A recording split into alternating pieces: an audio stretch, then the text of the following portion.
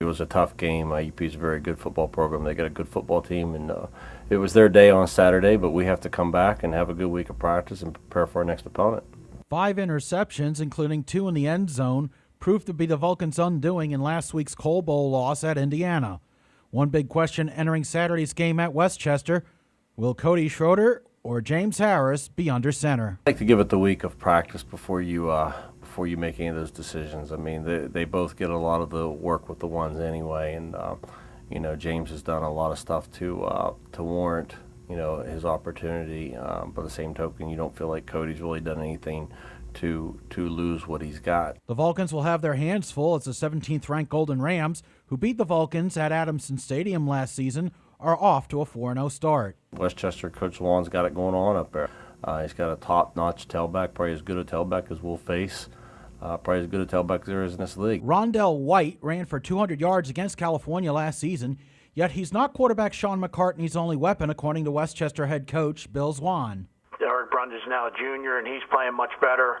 We haven't had LaRon Lee the last couple of weeks, but he should be back this week. That'll help solidify that position too. But having the older guys, especially an older kid at quarterback who was able to keep composure when he wasn't playing great and still made some plays for us down the stretch to win the game. Another area to watch is the battle of the trenches. Both teams have surrendered few sacks this season, but they also lead the PSAC in sacks recorded. Zwan says his offensive line is up to the task. We're going to play a different level defensive line this week than we have in the past 4 weeks, so it'll be a good challenge for them. But right now they've done a good job holding their own. And CUTV will have coverage of this PSAC crossover contest from Westchester. You can also listen to the game live on 91.9 FM, Power 92. Kickoff will be Saturday at 12 noon. The road to the Elite Eight in San Antonio begins at the Hamer Mill Center in Erie tomorrow as the Cal U women's basketball team opens their 11th appearance in the NCAA Division II Atlantic Regionals in 12 years against a familiar foe, the Fighting Scots of Edinburgh. CUTV's Creighton Rabs has a preview. Andy, the Vulcan women will face an Edinburgh team that has won the last 8 consecutive meetings. However, despite recent success, Edinburgh head coach Stan Swank isn't looking at the past.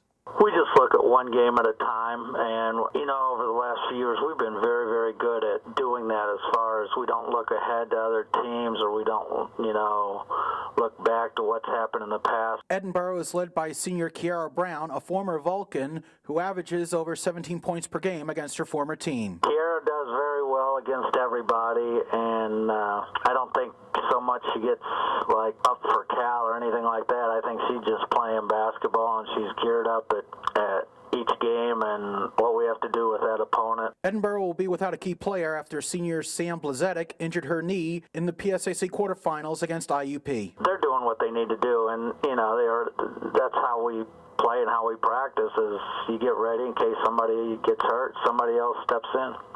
That's not to say the Vulcans aren't ready.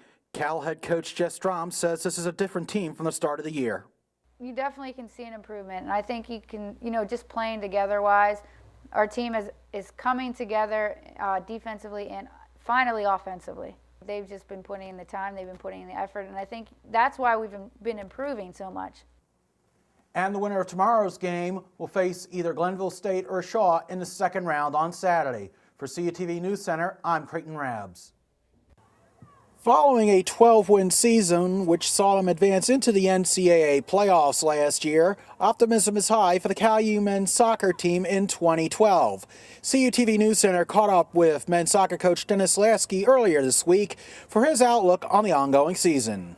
Top returning players are, our captains, Nem Viscaruna and Chris Moeller. We lost, a couple quality players in the back, but they've kind of solidified us there. The new players, Jeffrey Kai is a redshirt sophomore. He's made an immediate impact as our center midfielder. With 6 teams receiving first-place votes in the preseason coaches poll, the PSAC is wide open this season.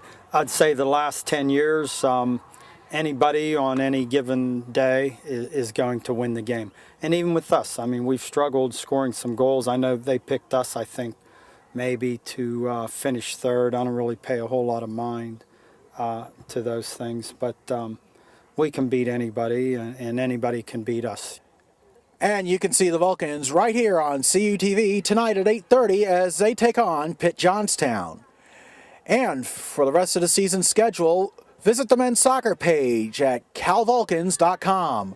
For CUTV News Center, I'm Creighton Rabs. CalU's pipeline to the NFL keeps growing.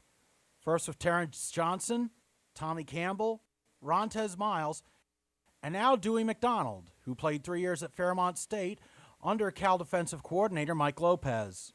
He was awesome at Fairmont. He was a big man on campus, as they say. So he was an All-American as an early, I think it's maybe a freshman. He was an academic, a multiple academic All-American. So he was the face of our program, and I was proud to have recruited him. And if you would ask me if Dewey McDonald would be playing for the Colts, 3 or 4 years ago, I'd say, well, it's a tough league, and he's got to do this, this, and this. It's too hard to predict that stuff. McDonald's promotion to the Indianapolis Colts active roster is the latest feather in the cap for a highly regarded secondary. We're very young in the secondary right now. Aaron Terry's a sophomore, Jordan Bones is a sophomore, Chaz Ville's a junior, but has been a role player throughout his career. Arnell Farmer's is a young kid, a sophomore as well. So they're talented, but we're young in that area, and you can, I think, see it in some of the ball games, but we certainly wouldn't trade them for no one. That secondary will be shorthanded as Terry will miss Saturday's game against Gannon after his ejection last week at Clarion. That is a big loss, but we've dealt with adversity all season long, starting in preseason with not getting some of the kids that we thought we were going to have.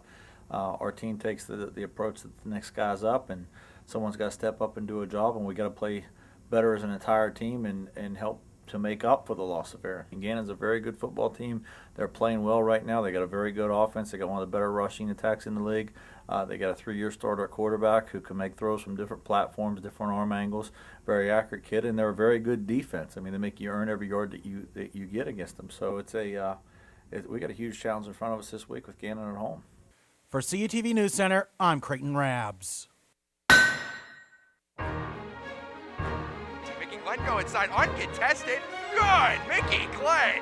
Inside so far in this game, Glenn inside, call it, and good, Mickey Glenn. Fortune with it now. Thought about a shot, pumps, attacks, sends it to Williams. Williams all by himself, slam, dunk, 65-59. 3:05 left to go in the game. Almost stolen away. Mahoney still has it. 5 seconds. She throws him a shot, and that is good for 3. She finds a lane and attacks. Shot is up and one. 43-42 pending the foul shot. No good. She gets her own rebound. Second shot is up and one. California takes the lead. Marks 3-ball. Bang! Here is Marks. Drives the lane. And good!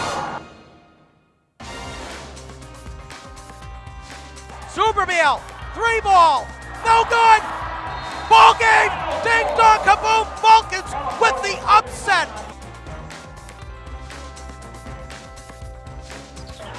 Now Fortune, looking to get a shot off, 10 seconds left on the clock, Jackie Bick throws it up, and it is good! 3-ball, bang! Adam Blazek. 3-ball by Blazek, bang! Albiani, the senior, from a long distance. Oh! Albiani at the buzzer!